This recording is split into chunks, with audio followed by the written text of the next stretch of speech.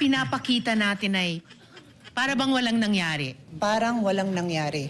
Yan Yan. po ang statement ng ating butihing Senadora Risa Hontiveros. Siguro po para sa inyong mga wala dito. Pero para sa amin na nandito, napakaraming nangyari. Takot na takot po ako na kailangan ko na magpaalam sa mga anak ko.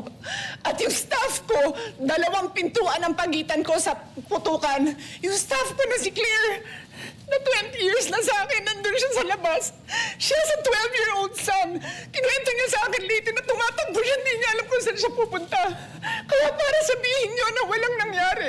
Kapal na mukha mo, Risa. Napakasakit para sa aming lahat na nandito. Kahit sino naman ho, manginginig sa takot dun sa ginawang pagsalakay ng executive dyan sa Senado.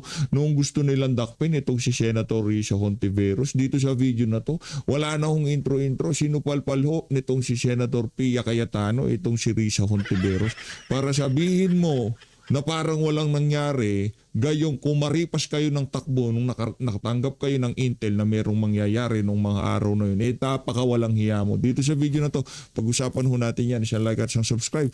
Masaya na ho tayo dyan sa mga gusto sumali sa ating community. Yung join button, nandyan lang ho sa baba. Kagaya ho ng ating pinangako, wala na ho tayong maraming segue. Ika nga, rerekta na ho tayo.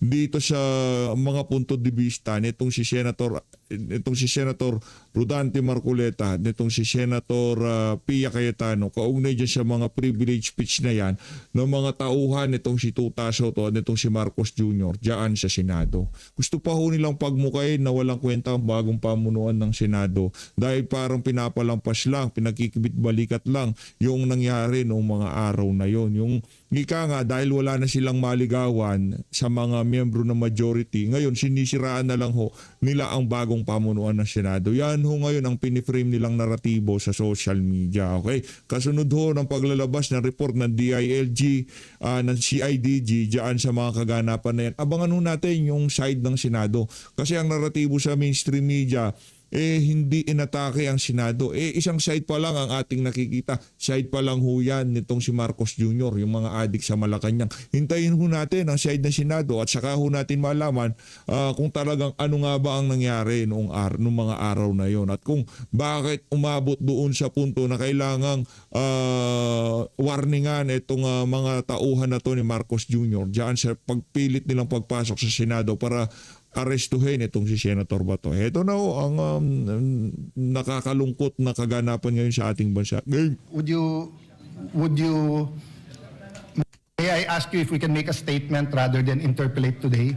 Senator Risa, kung may mga gustong mag-interpolate, pwedeng sa Monday. Monday, pwede. Senator Risa answered in the affirmative. Yes, Mr. President, considering that I was approached by your good self just moments ago and explained the matter that there is an apparent consensus that this subject matter, also subject of Senator Risa's speech on Swerte question ka. of Risa, swerte ka. Meron ka pang mula ngayon hanggang Lunes para makapaghandaan mo itong aming napakalupit na senador na si Senator Rodante privilege. Marcoleta. I yield to the better judgment of the President of the Senate, and I will hold my questions until Monday. Thank you, Mr. President. Thank you, Senator Marcoleta. Thank you, Senator Risa Hontiveros.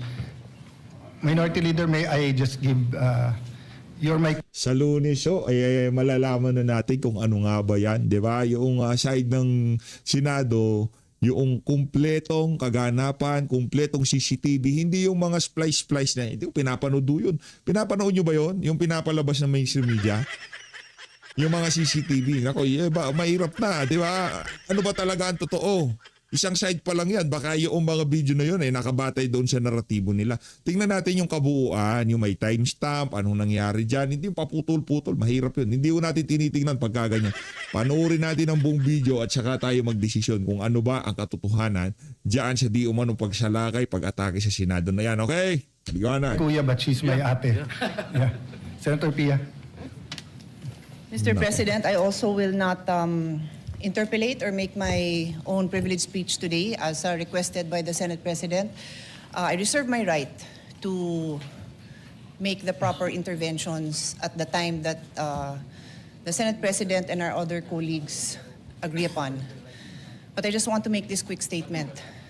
Parang walang nangyari. Yan Yan. po ang statement ng ating butihing Senadora Risa Hontiveros. Siguro po para sa inyong mga wala dito.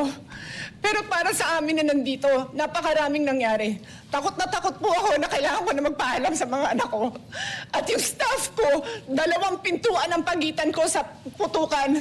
Yung staff ko na si Claire, na 20 years na sa akin, nandun siya sa labas. Siya sa 12-year-old son. Kinuwento niya sa akin late na tumatakbo siya, hindi niya alam kung saan siya pupunta. Kaya para sabihin niyo na walang nangyari. Ang kapal na mukha mo, Risa. Napakasakit para sa aming lahat na nandito. And as I said, 2 pintuan ang nagpo-protect sa akin sa putukan. Pero yung media, Kapal yung na mukha. Senate staff, yung hindi naman makauwi dahil sila ang security, sila ang elevator women and boys natin, nandoon po sila. So dear colleagues, napakarami nang nangyari. And one more thing, wala ho akong sinisisi. Pero nung pagkatapos ng lahat, pagtingin ko ng group natin, yung dating majority group, walang ni isa sa inyong nangamusta sa amin. Kapal na mukha nila. Some of you I've known for 20 years, 10 years.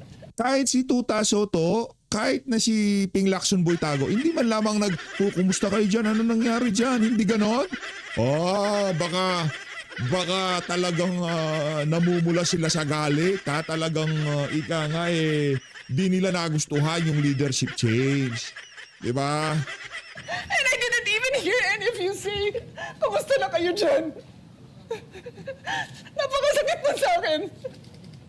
Sobrang sakit. Kapal na So mukha yun ni ang Risa. masasabi ko. Yes, I am very ready to share my story, to ask questions. Pero kung wala ho kayo dito, wag Si Sen Loren naiyak din eh. Naiyak din si Sen Loren. Kaya mahirap ligawan tong mga to. Mga siraulo yung mga taga-minority ngayon. Hindi naman lamang kinumusta. Kung mga nasa normal kayong pag-iisip, yung sabihin na parang walang nangyari, ano ang natatang karapata?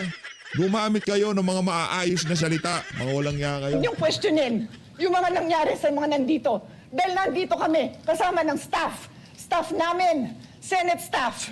You have your own story. I respect that. But please respect my own story.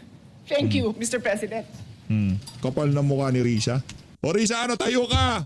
Galing ka, di ba? Kapal na mukha mo. Minority Leader. Mr. President, yes, of course, we Ngayon, mangungumusta ka. Okay lang sila. Langya ka, Tuta Soto. sympathize with the Kapal na mukha manifestation nyo. made by Senator Pia Cayetano. Walang But niya kayo. my position is merely to give a suggestion for your consideration. Hindi, tauhan mo yon. Yung pagpiprivilege speech nitong si Erwin Tulfo, kagagawan mo lahat yan. Pagpiprivilege speech nitong si Risa Hontiveros, kagagawan nyo lahat yan. Grupo nyo yan. Bawat pagtayo ng minority, kagagawan nyo yan. Petro Garapata. And for the consideration of our colleagues. I think this particular issue, once culminated, should be referred to the Committee of the Whole. The reason being, it is an extraordinary remedy necessary because of the issues of Senate institutional security. Hindi, pinatayo mo yung mga tauhan mo. Langya ka. Diba? Anyway, yan ang galaw nyo eh. Yan ang galaw nyo dyan sa minority. Wala kayong mga pakialam. 20 years? My goodness, sino yan? Si Tuta Soto? Di mo man lamang kinumusta yung mga kababaihan. Tapos gusto nyo ngayon lumipat sa inyo si Loren Legarda, lumipat sa inyo si Jinggoy Estrada. Nung nagkabalagbagan, may isang hello, kumusta na kayo? Concern ako, baka gusto nyo lumipat dito sa minority dahil hindi mangyayari yan kung ako ang tuta ng Malacanang. Di ba wala man lamang ganon? Kapal na mukha mo. The chamber itself is affected. The institution is threatened. There are multiple Senate committees. Walang sabi ng executive, wala daw atake sa Senado eh. Kung yan ang naratibo nyo, kayo dyan sa minority, di mga walang hiya talaga kayo. That are going to be involved. Public order, Parang walang nangyari. justice, Palakpakan natin yung bata mo. Tuta. rules, ethics, even finance because of the procurement of the weapons allegedly that were used. So the Senate has a direct institutional stake, every senator. So this is not just a majority or minority. So therefore, may I give a suggestion Wala, that you... damage control na yan. Damage control yan, Brad. Gumugusto kayo eh. Magagaling kayo eh. Oh, sirain natin ang Senate President. Pagmukain na natin na parang walang nangyari. Pagmukain natin na ganyan. Yung parang walang nangyari. Ganun-ganun lang. To consider the possibility of all these manifestations be referred to the Committee of the Whole. And in the past, the Committee of the Whole, when we investigated formally, we investigated PhilHealth, it was the Senate President that chaired the Committee of the Whole, unless he appoints a This co-chairman. representation always takes, you know this, Your Honor, always takes your suggestions seriously. So Thank you. you're suggesting we use Rule 14 and Section 14 of Baka sabihin niya, i-refresh mo ko kung ano yung Rule 14. Hindi na naman niya alam. I-refresh mo siya. Sa sobrang namuti na buhok niya, mga rule, nakalimutan na niya. Rule lang ng paninira, siguro alam niya si Tuta Soto. the rules and create a special committee, the Committee of the Whole. Is that correct? Yes. Mr. President, if I may, Mr. President. And before that, since we're going to go into caucus to speak about the Pia, pakiurot sa singit si Risa para sabihin na parang walang nangyari. calendar, may I ask the Minority Leader if it's acceptable that we discuss it there? Later in the caucus, just so that we don't have to discuss everything on the floor and we get the other business that we have to do today done with. No? Can I, Mr. President? Yes. Mr. Majority President, Leader. I'm sorry, Mr. President, but just to put on record, there are a lot of senators who wanted to speak and reserve their On right this issue. on this particular Put it issue. on We record have- so that we yes, can, we have Senator Mark Villar, Senator Camille Villar, Senator Jingoy Estrada, Senator Robin Hood Padilla, Senator Bongo, Senator Loren Legarda, Senator Win Gatchalian, and even this representation, Mr. President. So, if I may, Mr. President, and with the indulgence of our colleagues, I think we already made that decision that on Monday. Monday, we can talk about this, Mr. President, and of course, entertain the idea being raised by our Minority Leader. So with that, Mr. President, may I just move that we proceed with the reference of business so that the resolutions I just have to recognize Senator Ontiveros with that pakiusap of everyone. we yield, Mr. President. We yield to the distinguished lady, Mr. President. Maraming salamat, Mr. President. I empathize with the experiences and the feelings. Hindi ka nag-empathize. Parang wala nangyari. Empathize. Lulukoy mo na naman kami. Empathize. Nung nag-empathize ka doon sa group chat, nag-hello ka para sa mga kababaihan. Di ba? Hello, kumusta kayo dyan? Meron ba tinamaan? Tinamaan ng lintik meron. Ikaw ngayon. Ngayong araw na to, tatamaan ka ng lintik sa sambayan ng Pilipino. Expressed by the gentlewoman from Taguig and Pateros. Wala, anak na to ka, puto ka na nun, gentle. Takbuhan yun nun, taguan yun, dapaan yun. Wala ka to, di mo alam. Kaya yung gentle, nakulaka ka ba? May I just repeat what I clearly stated at the context of na parang walang nangyari. O, yun na nga, parang walang nangyari. Sa inyo, sa minority, parang walang nangyari kasi wala naman kayo sa Senado. Nakakuya-kuya-kuy kayo dun sa mga upuan nyo. Habang yung mga kasamahan nyo sa loob ay nagkokomahog. Di nila malaman kung paano sila magtatago para talagang walang nangyari sa inyo. I'm talking about ngayon, after those terrible events that caused fear and a lot of other negative emotions and experiences sa ating mga colleagues, sa ating mga Senate staff, sa security unit dito at sa Senate media. Yun po yung punto ko. And it is akin to one of the points raised by Senator Erwin earlier, before my privileged speech. But let So me just assure to you correct that's not that, the Mr. case. President. In fact, I have to deal with the security of the Senate every day. I'm just not telling you everything that we have to deal with now to make sure that there's no bombs in the... Parang walang nangyari. Palakpakan natin. Ang gagaling. Bilib ako. in the area, just like every day except this time. And also making sure that there's no miscommunication between the executive, legislative, judiciary, and the international community. That's precisely why we are waiting for the complete investigation, because there are matters that when are discussed in public will cause more alarm and confusion rather than clarity. Sen. Risa, yung ano ba, flood control scandal, meron na ba nangyari? Ay, yung nga pala. Para walang nangyari. Bira, di ba? Para walang nangyari.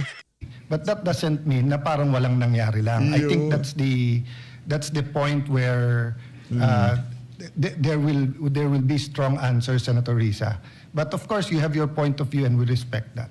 Thank you, Mr. President. And lastly, just for the record, as I said earlier, I Parang deeply walang respect nangyari. the emotions. Hindi, parang walang nangyari na. Touch move tayo dito sa PH Update, touch move.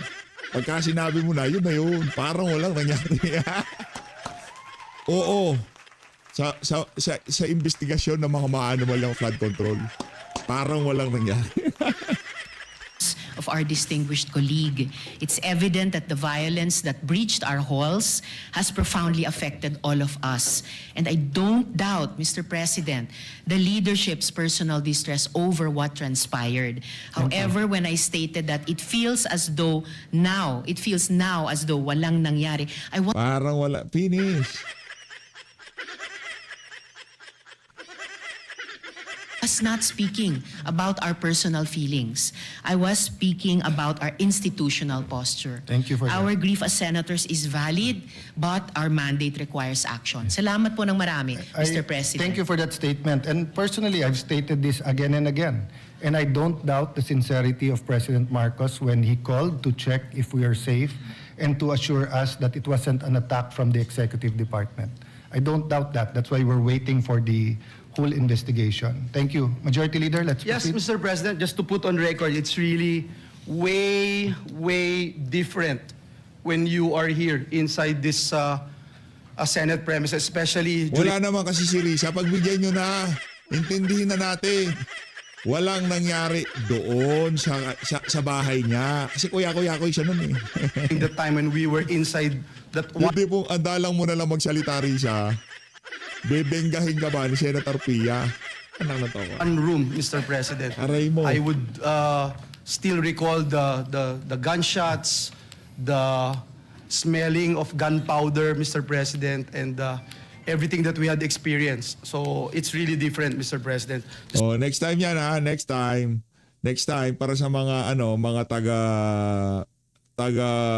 huwag kayong magpaputo. Huwag kayong mag-warning shot. Kahit kubing kayo ng executive, walang papalag dahil kakasuhan kayo na CIDG. Palakpakan! Yeah. Just want to put that on record. With that, Mr. President, may I move now to that we proceed with the reference of business. Yes. Please proceed.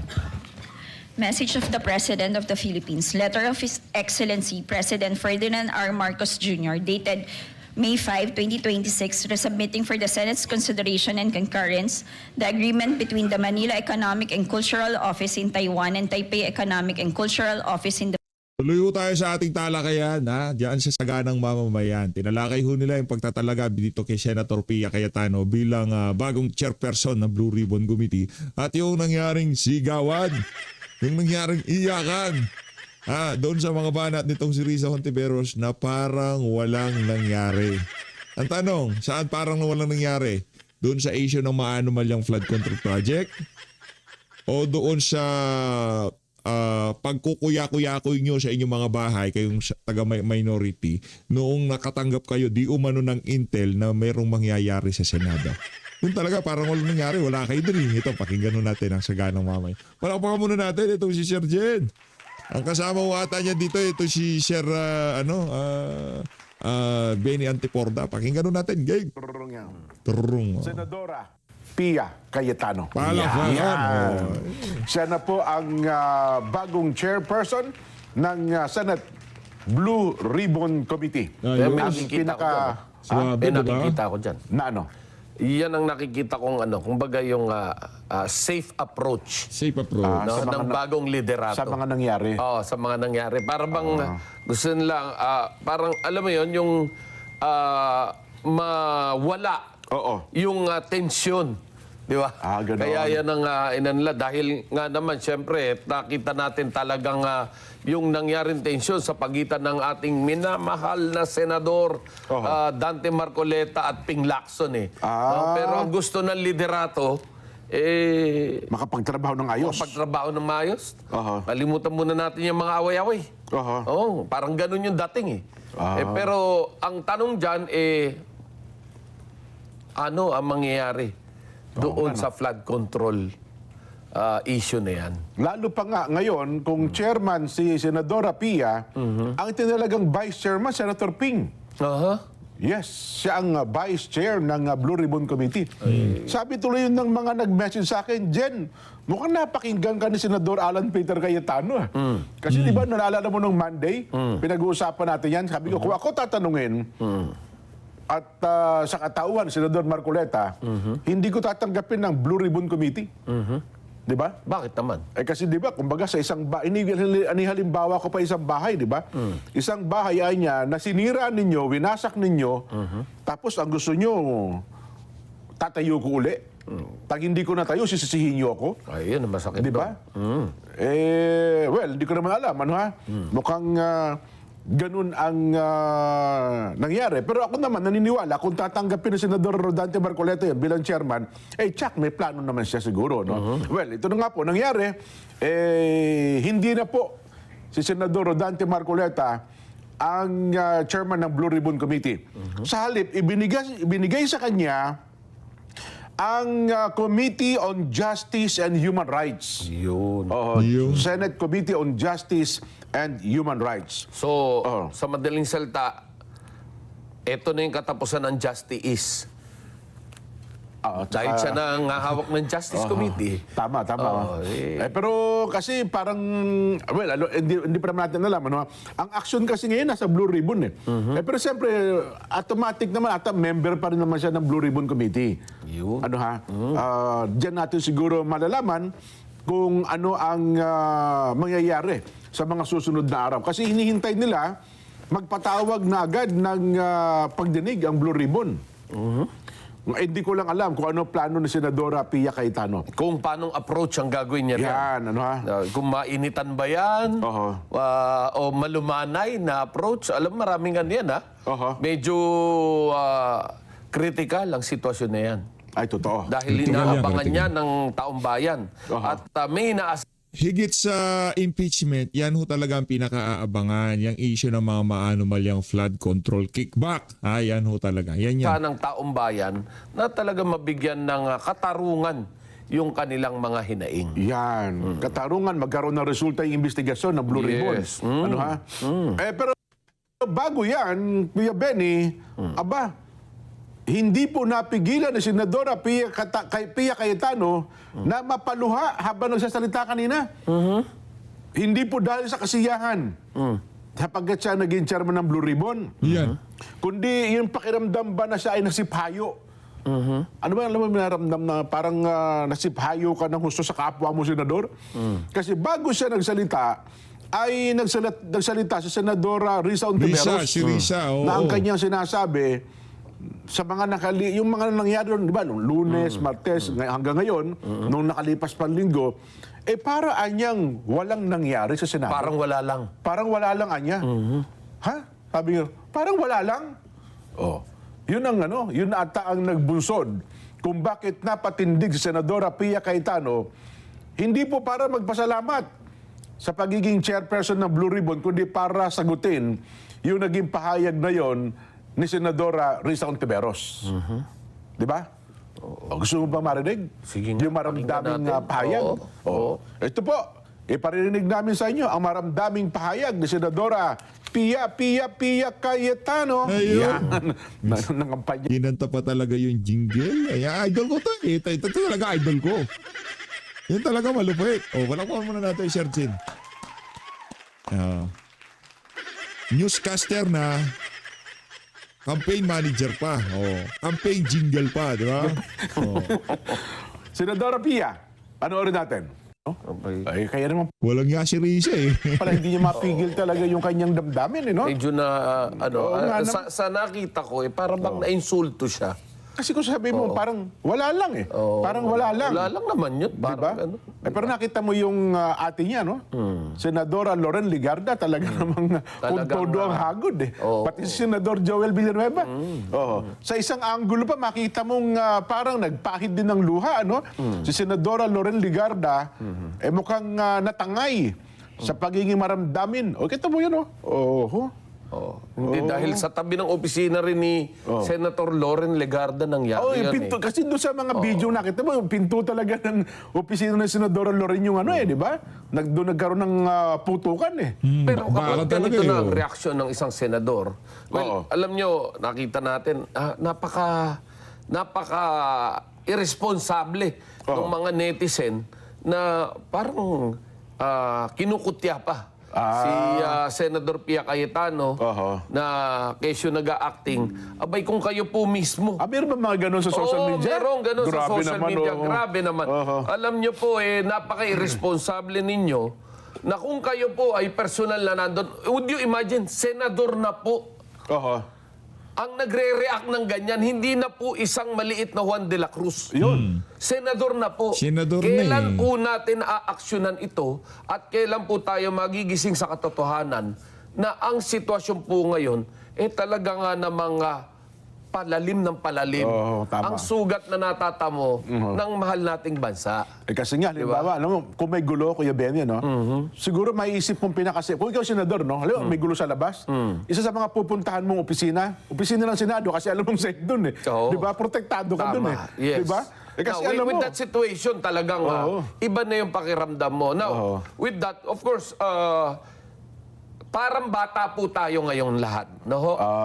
Bilang bata, kapag mayroong sitwasyon, ang una po nating hahanapin ay yung nakatatanda sa atin. naman. Kuya, ate, tatay, nanay. yes. Kung may tita, tito, lolo, lola. Yan po yung una nating hahanapin. So ngayon po, since senador na po, at tumatayo ring isa sa mga magulang natin, ang umiiyak ng ganyan, sino po yung dapat nilang takbuhan? Siguro marapat lamang na ang Malacanang sa halip na magkaroon pa po ng Palitan na salita, yung clash. Maganda siguro Paglubagin natin ang loob ng magkabilang panig, di ba? Gaya rin yung nangyari sa pag-appoint kay Pia doon sa Blue Ribbon Committee. Abay, malinaw naman nakikita natin na ang objective talaga is to reach out. Ayan, Para magkaisa tayo at maibalik yung ating trabaho at puso sa taong bayan. Yan, matapos yung problema ito. Matapos yung problema. Well, eto naman po, sa usaping barilan na yan at putukan na yan, abay siguro kailangan natin ngayon ng isang ama o ina na tatayo sa gitna at para sabihin, mga anak, huwag kayo mag-alala. Nandito ako, ang inyong ama. Yan. Pero magkakaroon doon ata ng investigation. Okay. Meron na ata mga resolution na yung buong Senado ang mag-i-investigate ukol sa bagay na ito.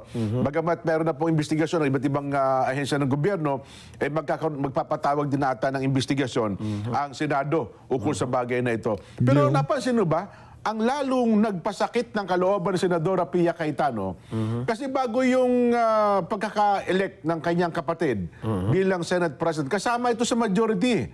Di ba? Yeah. Noong ang Senate President pa, Senador Tito Soto, sila, nasa party sa. Ito yung Hindi po may pinaghuhugutan talaga yun na nga, nung sinabi niya nagkaputukang ito, tininan ko niya ang ating Viber group. Siguro hindi pa siya tinatanggal. Yung Viber group ng dating majority daw Di ba? Automatic siguro pagka tinanggal ka, maglilib ka o kaya tatanggalin ka. Pero hindi daw sila tinanggal. Nung nakita niya, wala man lamang daw kumamusta sa kanya. Sa kabila nung nangyari yon sa dating mga kasama niya sa majority. So, parang nagbigay duda sa kanya na mukhang may kinalaman talaga kayo. Parang gano'n yung dating. Yun Di ba? Ay, nako. Pero kasi, bagay, nauna kasi dyan, kayo na, magsimula, nagsalita si Senador Erwin Tulfo rin na ang kanya namang punto ay wag nyo namang isisi na parang lumalabas sa social media na sinisisi sa kanila, kumbaga, nung wala sila doon, at saka naganap yung tensyon sa loob ng Senado. Ay, nako. Pero ano na, pagkatapos po niyan, mga kababayan, in fairness, kinwalify naman si Senadora Risa Hontiveros yung kanyang naging statement na sinabi niyang parang wala lang. Parang wala lang Grabe no, ibang klase ho ito mga kababayan. Araw-araw na lang. Hindi impeachment ang pinag-uusapan eh. Hindi articles of impeachment. Kaya itong si Baculaw, di ba kahapon, nagpa-press con. Oh, walang gustong tumalakay doon sa mga kabuktutan dyan sa Justice Committee. Kalokohan ano lahat nyo? Impeachment. Kalokohan ano yung impeachment na yan? Di ba? Ang paksain mo ngayon sa loob at labas ng social media, Senado, kung kailan magkakapalitan ng litrato, konektado pa rin naman sa impeachment. Pero iba ho ito mga kababayan. Iba ho ito Iba. Hindi ko alam, ano? Ang tinutukoy daw niya, yung sitwasyon ngayon. Yung sa araw na ito, na para bagang ang dating ay parang wala lang nangyari, ano ba sabihin? Parang back to normal na ang lahat. Parang ganun nga. Oo. Ano bang gusto nila? Pagdating sa magmamatsyag, andiyan pa ba? parang tensionado ka pa rin ba? Tensionado ka pa rin. Di ba? Well, hindi natin maano, no? Hindi natin pwedeng husgahan Oo. yung sinabi ni Senator Risa, pero maari gusto niya lang kalamayin kalooban ng ating yung mga senador na nandoon nung nangyari yun. Aha. Pero ang sa kasalukuyang mataas ang tensyon, abay talagang kailangan mag-ingat tayo sa mga bibitawan nating salita. Oo. Dahil iba ang magiging interpretasyon ng bawat isa. Aha. Dahil nga naman nalagay sa alanganin yung buhay ng bawat isa dahil putukan na ng baril ang narinig dyan. Parang kasi ang point daw ata ngayon, sabi ni Senadora, sa loob-loob daw niya, hindi daw siya mapanatag simula nung araw ng Lunes, Kuya Benny. No? Ito. Tinitingnan ko yung yung account at ang ipinapakita daw po natin ay para bang walang nangyari na para daw bang hindi nabastos ang ating institusyon, ang ating mga empleyado at mga Pilipino. Yan. Hindi daw po maliit na bagay. Pero kaya sumagot naman si Senadora Pia Cayetano, parang walang nangyari. Yeah. Paano walang nangyari? Ando sila mismo, pensyonado, nung maganap na yun. Ang susunod pong pangyayari ngayon, mga kababayan, bago sila mag-adjourn kanina, ay bubuin na po ang mga komite ng Senado. O parang buo na ata na mag-iimbestiga doon sa nangyaring tensyon sa loob ng Senado mismo. Yes. Ayun. Sana po may kauuwian itong investigasyon na ito. At wag kasi di ba parang kahapon ipinakikita naman sa Palasyo ng Malacanang, di ba, sa pamamagitan ng Secretary John Vic Remulla at saka ng PNP chief, Senate is not under attack. Yun. Sana hindi ito maging sagutan lang nung magkabilang panig, kung ano pa man. Si General Aplasca, may sagot Na-ambush interview siya kanina, ukol sa bagay na ito. May paparinig ba natin yan direct? Yung ambush interview kay retired General Mau Aplasca, nung siya pumunta sa Senado kanina, pinuna siya ng reaksyon doon sa ipinakita mga video doon sa Malacanang kahapon. Sabi niya, mukhang may mga lugar, may mga portion daw ata ng video na in-splice batay sa gustong palabasin nung mga naunang nag-imbestiga. Ito nga pong PNP tsaka ng DILG. Pero yun na nga po, meron ba tayo noon may paparinig natin? Yung kuha ni Arnel Berdan, yung ating cameraman. Saglit lang daw, Kuya Benny. Kasi dito dapat na pagtagditag din natin, Kuya Benny, no? Hindi sa ano pa man po, kundi, alam nyo naman, sa palatuntunan sa ganang mamamayan, gusto natin magkaroon ng mas malawak na picture ang ating mga kababayan. Kaya kung bakit po... Kaya isa to sa mga pinapanood ko, itong ano na to. Ito yung pinapanood kong tag dito, isa sa mga pinapanood kong stasyon. Yan yun. Naganap ang ganung mga pangyayari. Yes. Di ba? Para balanse. Yun. So yun po ang latest mga kababayan. Ang latest po, naitalaga na bilang chairman ng Blue Ribbon Committee, Senadora Pia Cayetano. Yes. Na wala hong tumutol. At ang Vice Chair, Senator Pampilo Ping Lacson. Ang inyo pong tinatanong, Senador Dante Marcoleta, meron po siyang bagong komite. Senate Committee on Justice and Human Rights. Yan, Ang kanya namang Vice Chair, best friend din niya. Kapwa niya Kapampangan. Senador Kiko Pangilinan. Nako, matindi. Magandang ito. Para Maganda parehas yung na ano. parehas, di ba? Kasi ganun pala yun. Majority, tapos ikaw ay minority, yun ang vice chair. mo. Ba't ganun nung si Tuta Soto ang chairperson si Ping Lacson Boytago, ang kanyang vice chairperson yung si Eric Sylvester, pareho sa majority. Itawag pala doon walang delikadesa, palakpakan. Ang bagong liderato ngayon, gusto niya inclusive yung kanyang pamumuno, walang minority, walang majority. Meron lahat tayong say dito sa mga usapin na ito. Palakpakan natin. Yan. Yan. Wala pa Sabi pong ko sa inyo. pahayag si Senadora Pia Cayetano. Bukod doon sa kanya naging madamdaming pahayag kanina, tungkol naman po sa pagiging chairman niya ng Blue Ribbon Committee. Kuya Benny. Pero kung halimbawa, kung ikaw si Senadora Pia, magpapatawag ka ba agad ng itutuloy mo na agad ng investigation? Siyempre. Kailangan ituloy yung investigasyon para Kailangan patawag ako.